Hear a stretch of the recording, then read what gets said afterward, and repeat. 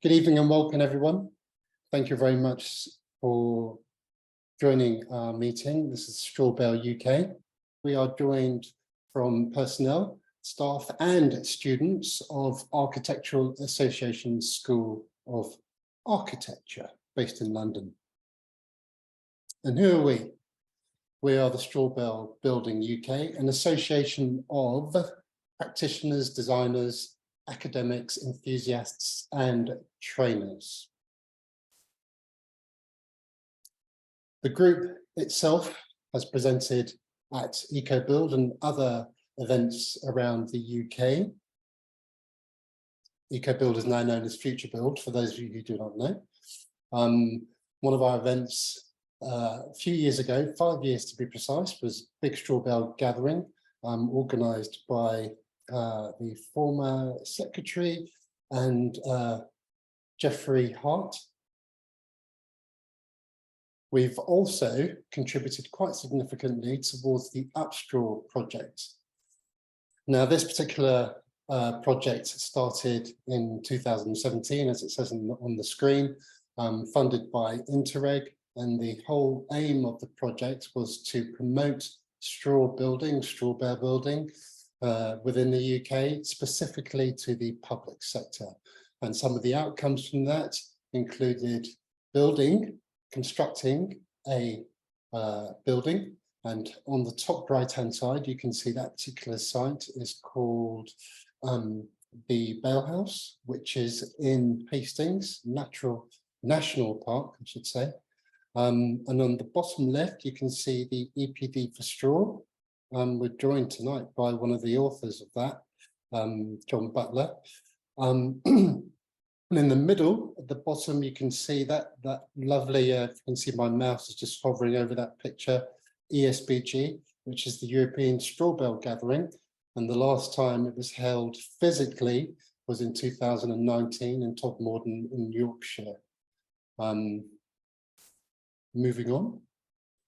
ESBG 2021, because of the pandemic, was held online. In addition to that, we also co-worked with the Architects Climate Action Network and presented a master class on building with straw. This year, for your information, 2023, the European Strawbale Gathering, this is hot news, hot off the press, by the way, is going to be held in Denmark in September. So we will be issuing out some dates to all and sundry. Strawbale UK has also contributed towards government policy. Last year, we put forward evidence for the Environment Audit Committee, written evidence about straw and the benefits of working with straw. And in addition to our work, we are very fortunate to have builders, or members, we should say, who are builders, some of whom are tutors as well. And on the top right-hand side, this one here, we have Andy Bayliss, who is a structural engineer, and he's also doing a Masters at the Centre for Alternative Technology. So we are spreading ourselves far and wide. More recently, we put forward a review on STEP, which stands for the Strawbale Trainers European Professionals. It's a educational module online. It does consist of having a practical element to it too. It's an educational piece which we are endeavouring to undertake in the UK, so watch out for that in the future. We're hoping to deliver that in the next year from our site. So join us should you wish to. All the information is on our website. We're always looking for members and people who have research to contribute towards the development of straw building in the UK. I'm going to hand over now. I'm going to stop talking and hand over now to our presenters for the evening. Jose, if you would like to take over.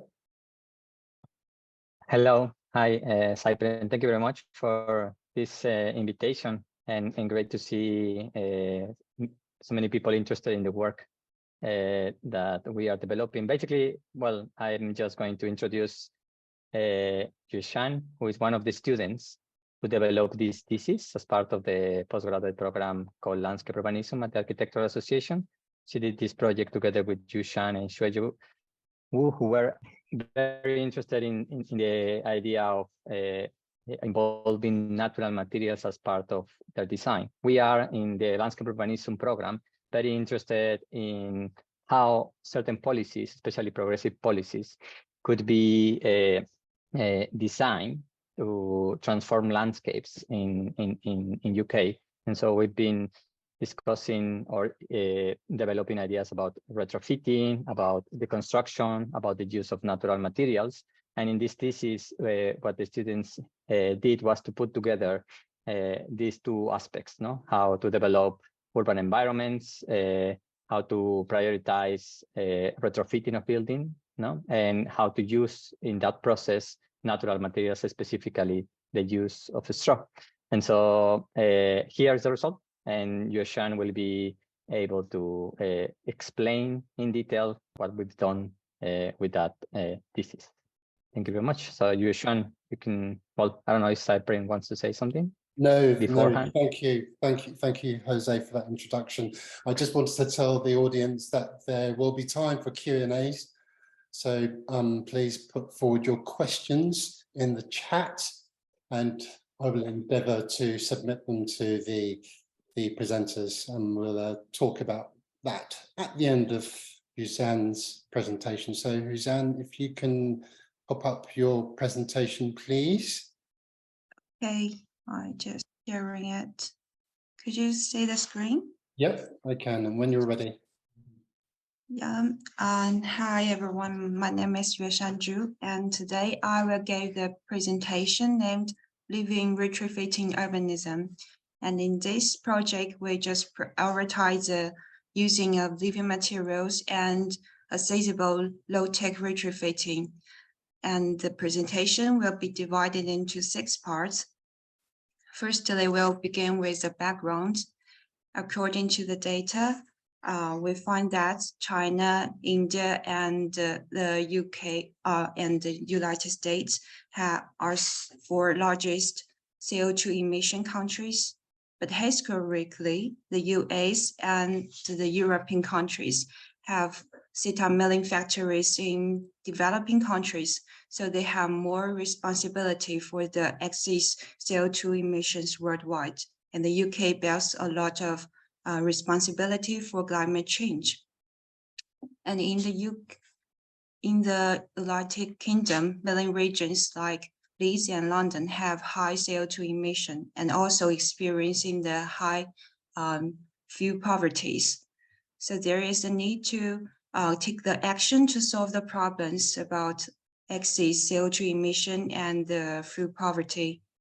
We use this as our case study to develop the low-tech strategy to try to cope with the housing, energy, and ecological crisis, which should also be integrated to Inland Green New Deal proposal. Based on the place carbon calculator for England data, we produced a map to show how the CO2 emissions are concentrated on the southwest of Leeds, and to find the housing is in bad energy efficiency and the housing stock with average D for the EPC score.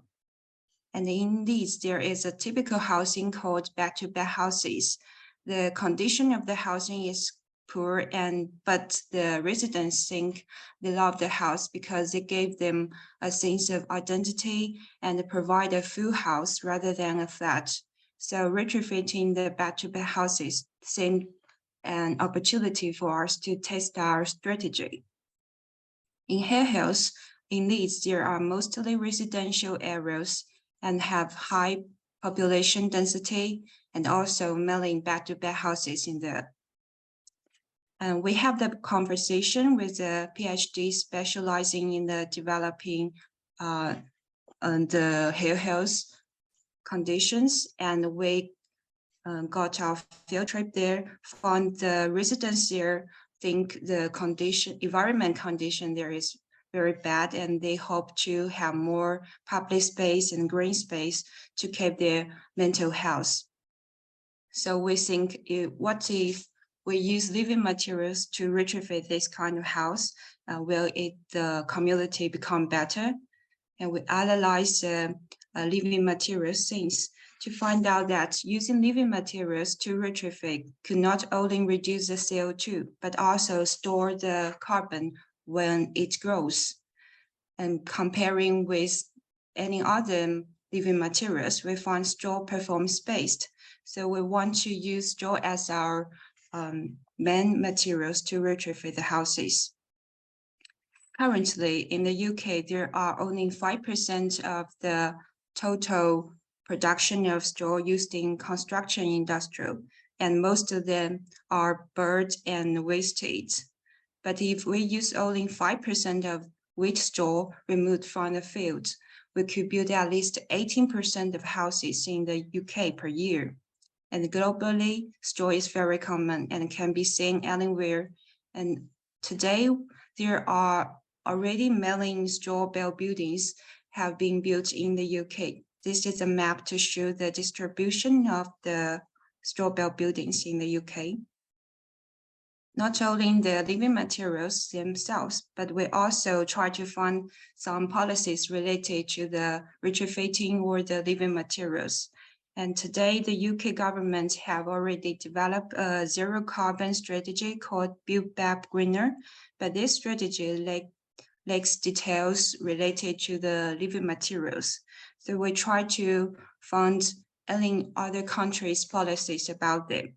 In Italy, there is a 110% super bonus strategy, which have been very successful and boosted GDP, offering 50,000 new jobs, reducing carbon dioxide emission, and raising the public awareness of retrofitting.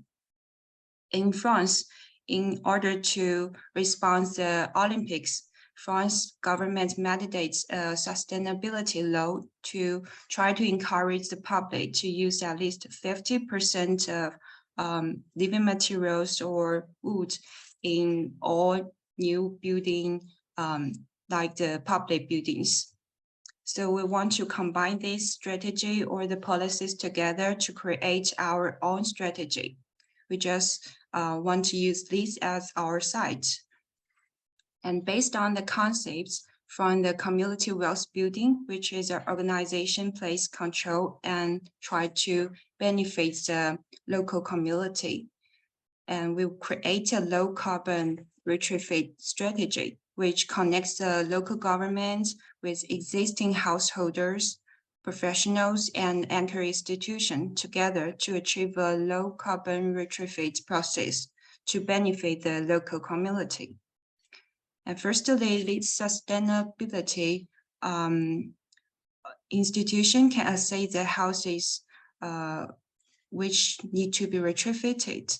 And once approved, the house owners could apply for an extra bonus subsidies in the Leeds City Council, which have already approved the policies like the Italian policy did. And the retrofit company could help to design the plan with at least 50% of living materials, which the policy encouraged by the France policy. And the plan needs to be assessed by the authority building control audit. The house owners could apply the mortgage from the Leeds Building Society. When the plan is finalized, the retrofit company could work with a living company called like the Eco Corner to find the local straw farms. In this stage, the farmers need to be trained under professional guidance to ensure the straw are on the right way and is qualified construction material. It is also necessary to find the rental factories that could be used as flying factories. In this kind of factory, the residents or the contractors could assemble the prefabricated panels together under the guidance of the professionals. And the living material companies could provide the technique support with the process.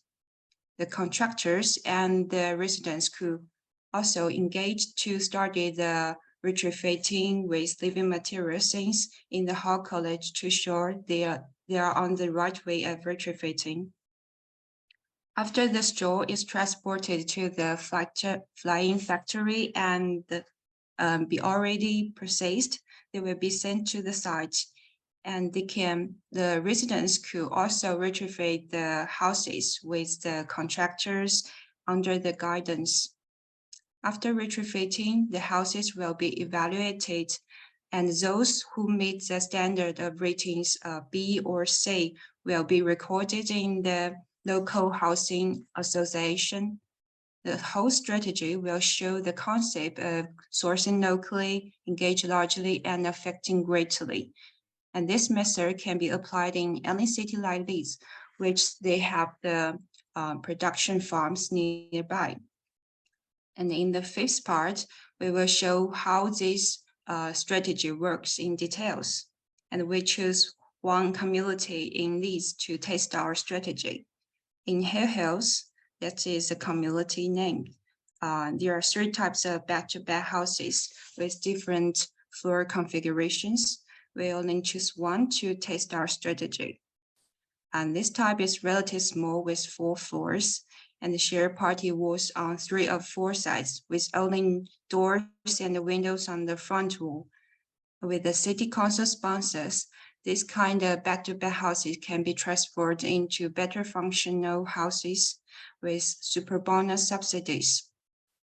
And to be better retrofitted, we need the help of LLBC to assess the house's performance to find the existing problems in the houses, like the clogged chimneys, bad ventilation, or any poor insulated walls. Those could also influence the comfort of living. In this district, there are many places like car industry in facilities, which used for maintenance or repairing the car can be transferred into the flying factory or workshop. And the whole retrofit process will begin with the deconstruction part. To reduce the construction waste, we can store the housing elements from the walls or the roofs. Those bricks could be stored in the flying factories, and they can be used to retrofit the buildings or the pavements and the roads. And during the process, people can stay at home while the other floors are retrofitted. The prefabricated straw can be assembled here in the nearby flying factories, and those straw are coming from the nearby farms. And also the reused bricks can be stored in the flying factory as well. During this part, it could largely reduce the CO2 emission during the transportation part. And the materials company like EcoCoin could provide the relevant technique support.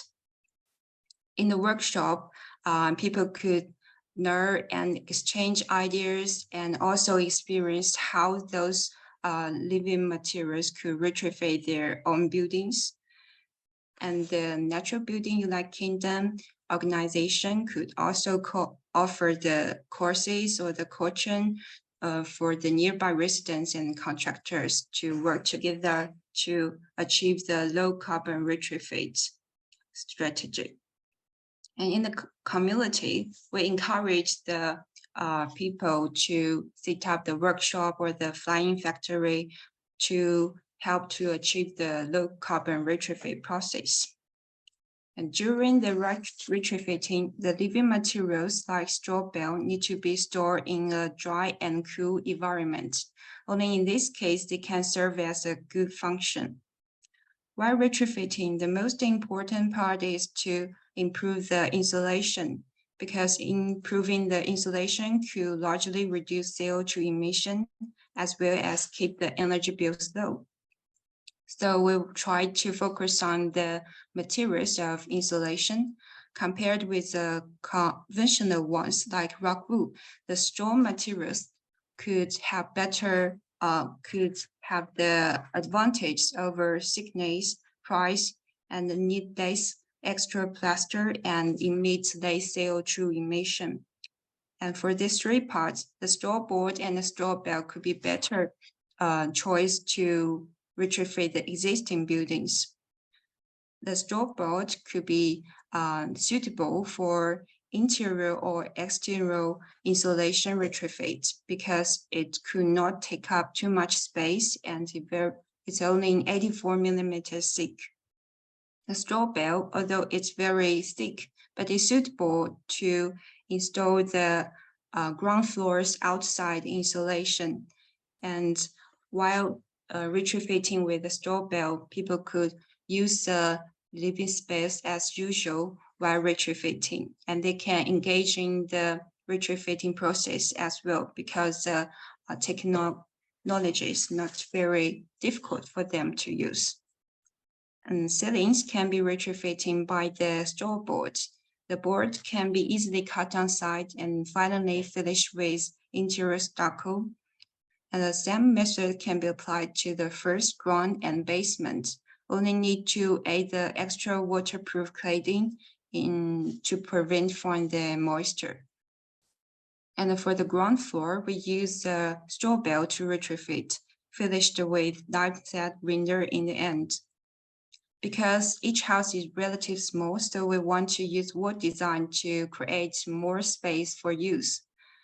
Use the thickness of the straw walls to create the bookshelves and drawers to enlarge the living space. Moreover, people can use more space in limited areas. And 150 millimeters thick straw bale insulation could enable the introduction of bay windows on the ground floor, making the living space more spacious and allowing more sunshine into the room. And also straw bale could be used as bench, garden wall, to beautify the environment of neighborhood. On top of insulation materials in our strategy, we can reuse the bricks to replace the damaged tiles or the bricks, and also update the house's ventilation. Installing the solar thermal system is also important to develop the house's energy efficiency. Using living materials to retrofit the existing buildings could save about 15% on energy bills, and also help, together with any other methods, could help the residents live more healthier and help the houses to be more energy efficient. More importantly, by comparing with the conventional materials retrofitting process, the living materials one could reduce about 20% on the CO2 emissions and could be more environment friendly. If we apply this method widely in other houses, it could help more houses to get the EPC standard and B, and help housing association provide more affordable and well-functional house to the public. And then in the sixth part, we create the video to show how this strategy could influence the world or the community. And I'll put the video. Sorry. Parallel to the back-to-back housing retrofit, public space is improved using deconstructed materials from increasing green space, permeable paving, community gardens to absorb carbon dioxide and reduce ambient temperature and noise. After retrofitting, the Flying Factory can remain as a regional hub for the processing, storage, and transportation of living materials in Leeds. The workshop could return some original functions, but mainly serve as the learning and training resource and facility for living materials with low-tech methods. furniture and materials, and workshops can be built in other areas that need renovation. By deploying a retrofitting strategy, it can be concluded that using living materials can reduce carbon dioxide emissions by 50% within the construction industry if local cultivation, distribution, and processing of materials is included. Based on all this strategy, we can summarize some of the policy proposals that can be applicable to intensive the use of low-tech and living materials in the UK, the City Council, organizations, the community, and individuals. In the future, the ability to combine the supply system of living materials with the actual site in the construction industry will help to stimulate the local economy, providing a dignified living environment and increasing employment opportunities. Living retrofitting urbanism can be the beginning of a model to reduce carbon dioxide emissions, slow down the appropriation of construction resources from other parts of the world, and mitigate the energy crisis in UK. That's all for our presentation. Thank you.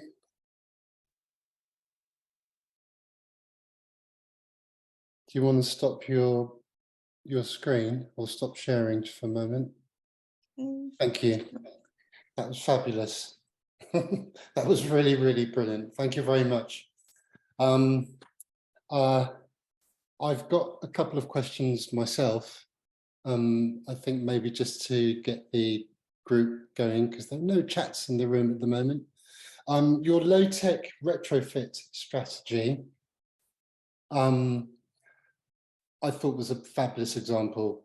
And I think we ought to cite that if we're going to do any work moving forwards in terms of policy. What is your view on the UK's policy regarding living materials? Because I noticed the reason why I'm asking is because you gave up two brilliant examples, the example of France and the example of Italy. What, in your opinion, would you say would make a difference to get that going? And I think nowadays the UK does not have the specific policies related to living materials.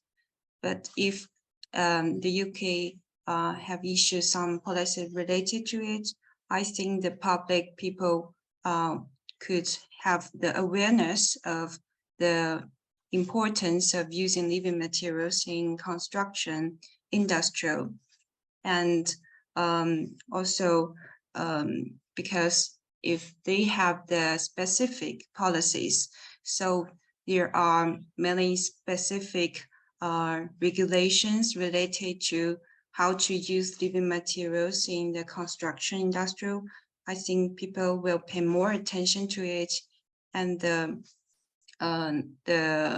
living materials in the construction industry will be more and more, and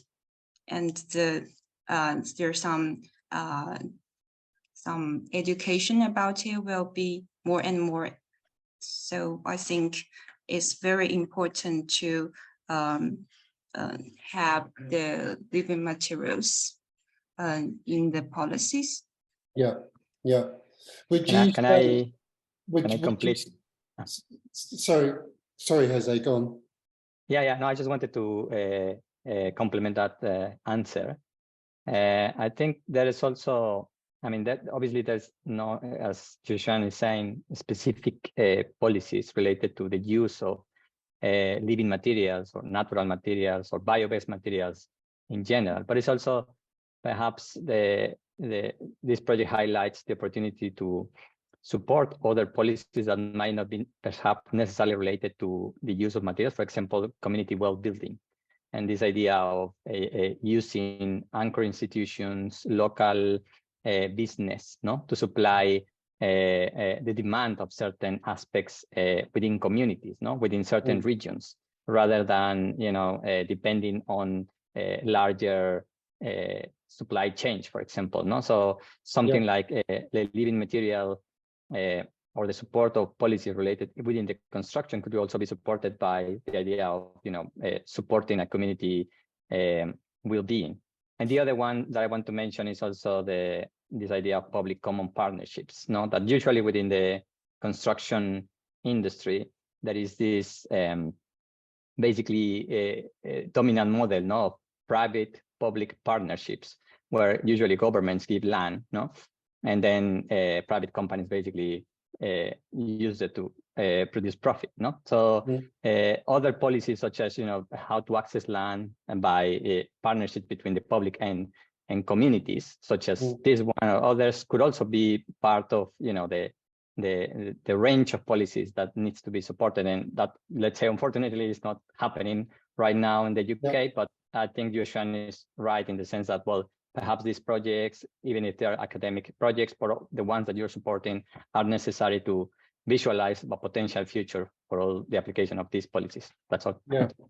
Yeah, and I suppose I'm going to come to the questions now, but I suppose to supplement my question, in order for those policies to come about, you need to be, they need to be formed, I think, from research and data. If you have supporting data and research to support a policy, then that helps. I'm not sure to what extent Italy and France have had that, although I know France is decades ahead of the UK when it comes to building with straw. But I think here in the UK, we really need to raise our levels when it comes to research, because I'm not entirely sure when it comes to working for high density, especially, we have that supporting data, because that feeds the political or those government departments, and they can then form those policies. Right, I'm going to go to questions now. Okay, to other questions. Tim Hibbert, I hope I pronounced your name correctly, has asked about the waterproofing and potential moisture issues with straw fixed next to brick walls. Do you have any research or responses to that?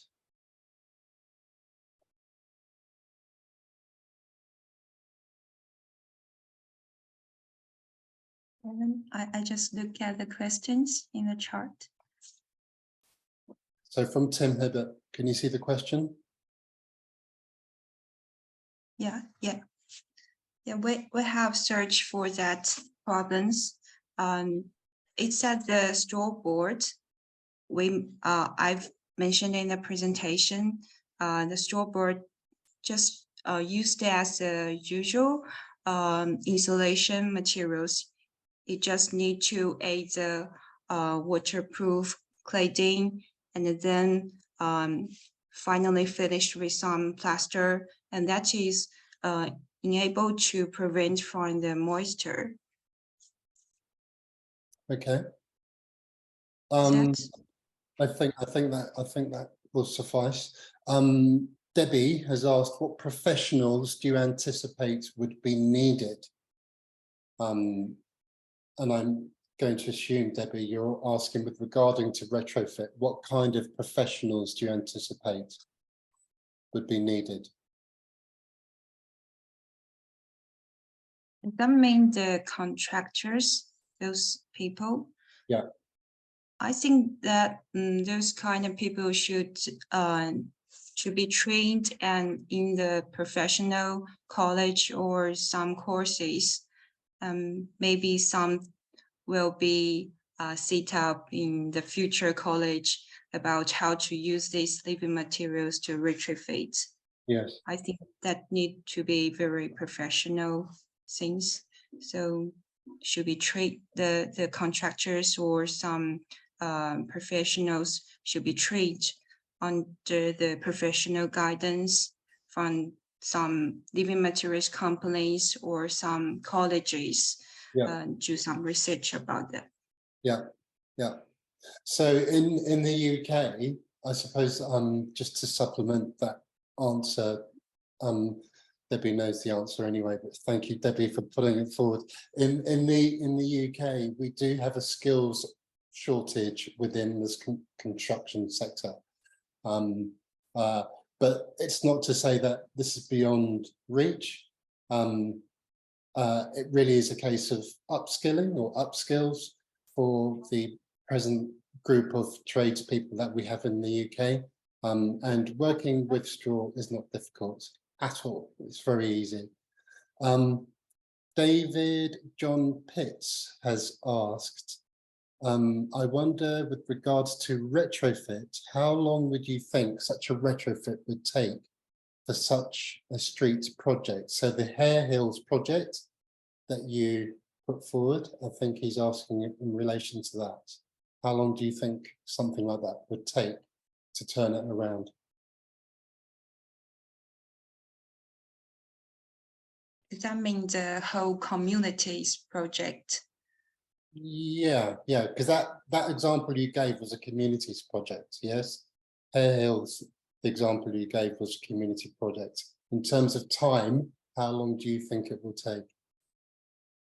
I think for the community street project, it could be a very long time because it will consider each householder's thoughts about retrofitting. But for one house, I think it could be very short, because if you just want to retrofit the ground floors insulation, and you can live in the house as usual, because insulating the ground floor, you only need to add the straw bales insulation on the outside of the house.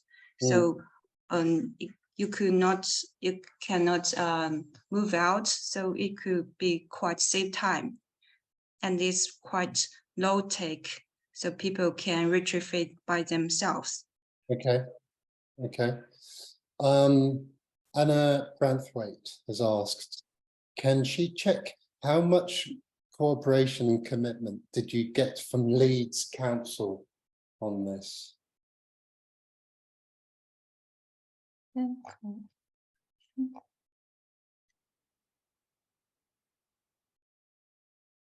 Sorry, where is the question? Yes. Anna Branthwaite, she asked a question.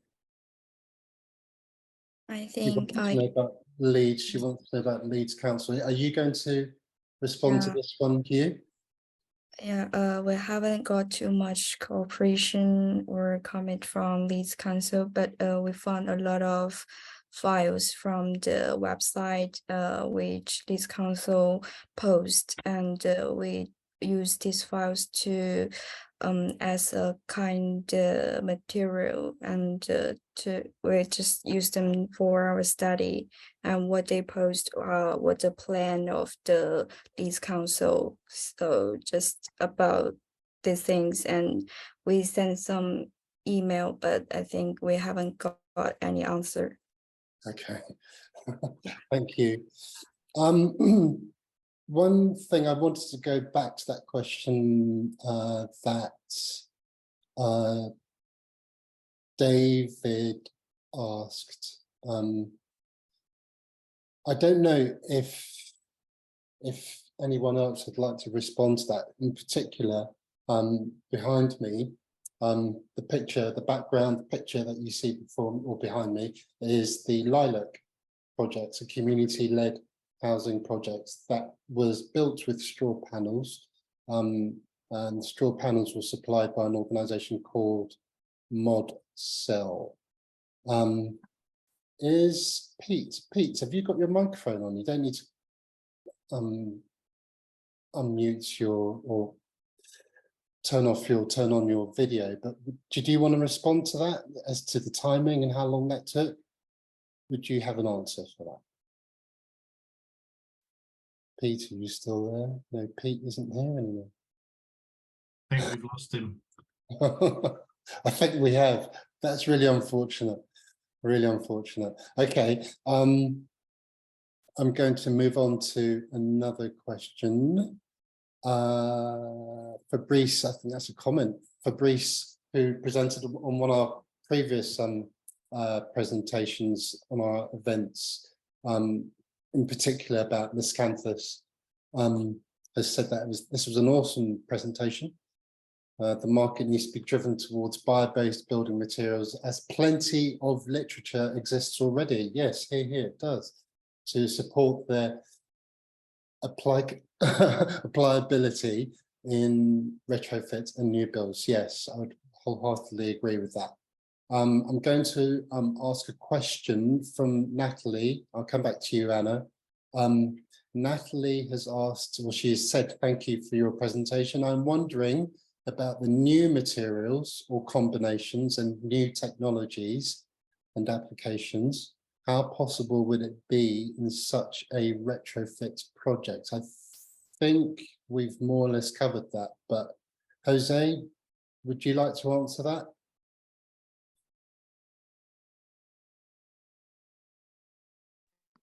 Yes, I can answer that. No, I think there's a lot of potential. I mean, as some people mentioned in the comments, as the presentation showed, there's a lot of research, there's a lot of data, there's materials available, straw is plenty.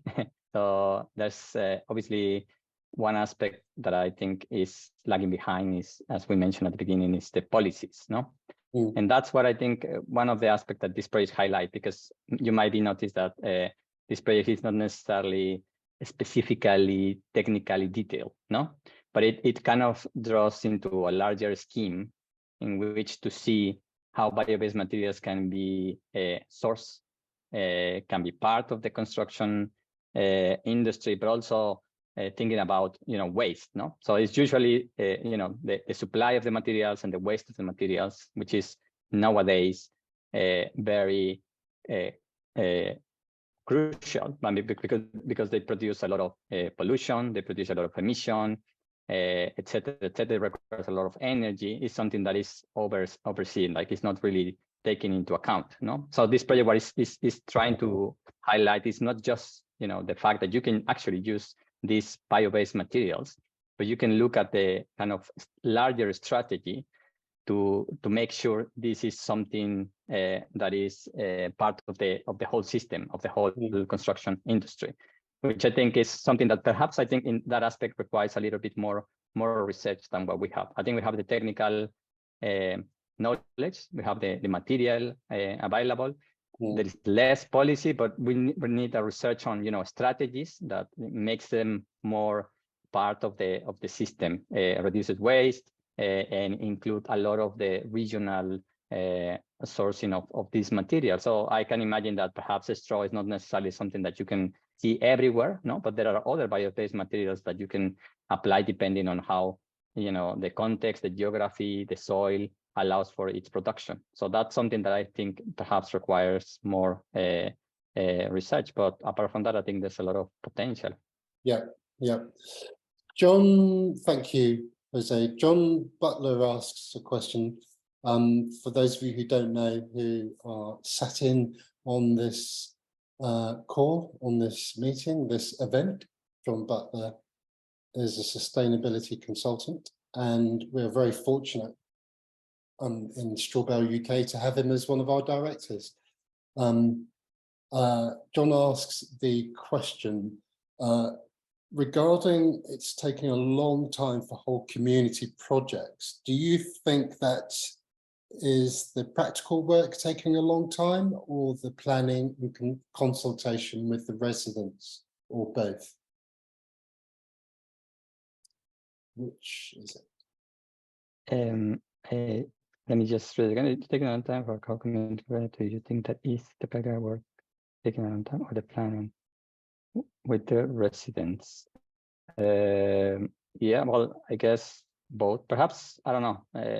Yeah, it's an interesting question to look at. I don't know what Joshua or you thinks about this, but for me, I think it's the issue of the planning and the issue of policies, no? Because one can actually, imagine a community being very proactive, no, and taking the steps. I mean, lilac might be a specific example, but this is a one-off example. This is the exception of the rule, no? And what we have to aim is perhaps at seeing lilac as the rule, the exception.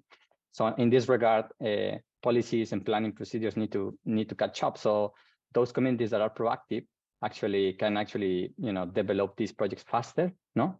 But those ones that are playing with different rules, they would need to adapt and say, well, we need to use this as part of that, no? So it's obviously, yeah, it's a difficult question, but at least for me, that aspect is what is most urgent to address. And is that perhaps something that I feel we are trying to address, at least from the academic perspective, no, to how these aspects can be put forward, can be seen as something that is the rules or the regulation by which we need to play. Yeah.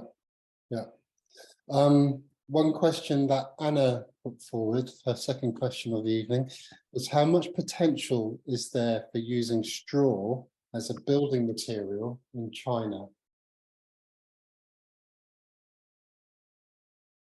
Yeah, I think nowadays in China, we do not too much use straw as materials in building, but something like bamboos, because it's very common in south of China.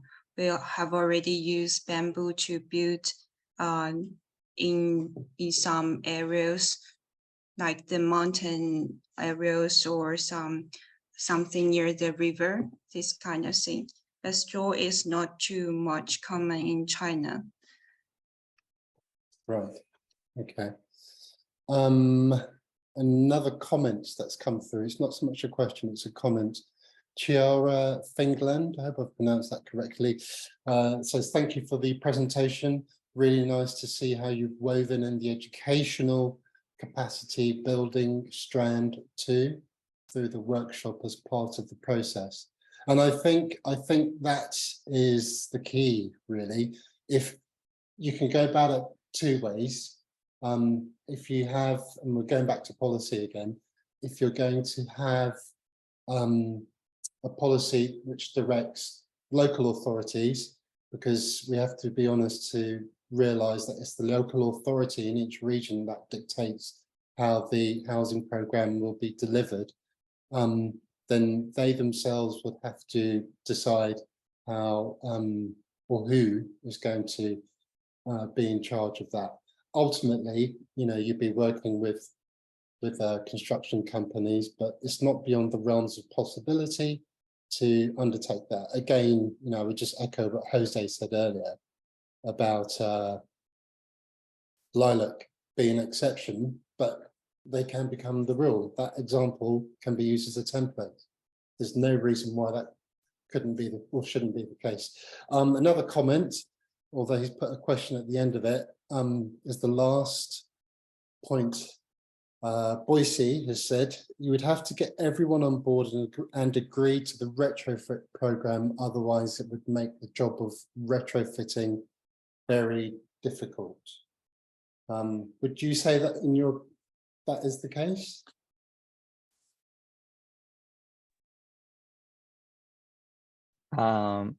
Yes, but I think given the conditions in which we are living today, the cost of living crisis and people out there demanding basic things, it's not that difficult to get people on board, there's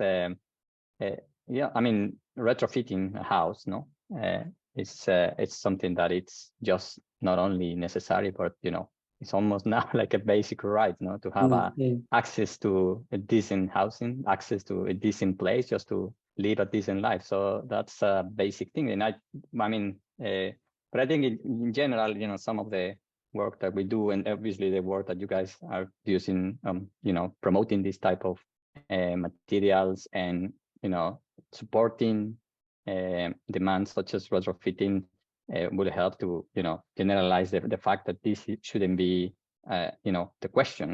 The question is how can we actually achieve a housing as a basic right, but also a housing that is not damaging to the world in which we live. So that's something that I think needs to be upfront. Yeah. Another question that David John Pitts has asked, in terms of cost, I suppose this is the big question that everybody wants to know.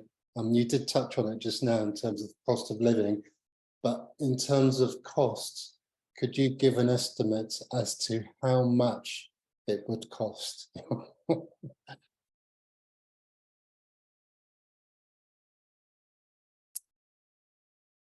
You're muted. And I was saying, if you or Yushan, you want to say something? I don't know if you did a budget cost, but I don't know. Yeah.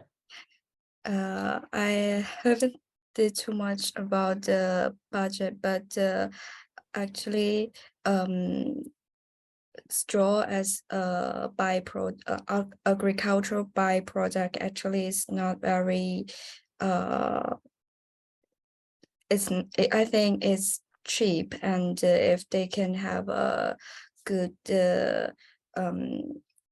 good relationship with farmers or the workers in this field, and it will be well solved. And but I think the most important thing is there is not too much policy to support retrofit, and even now it costs more money to do retrofit than new build, and there's not too much detailed policies to support living materials like straw, and residents, they don't usually think about they can retrofit in their houses, and if they can involve and see a long-term benefit, and they can get budget from the city council, from the government, they will be willing to do it. And yeah, I think for this answer. Thank you. Debbie has asked another question. Do you think this system would be best suited as community-led projects? If so, who would be the organisations who might motivate them and get them started?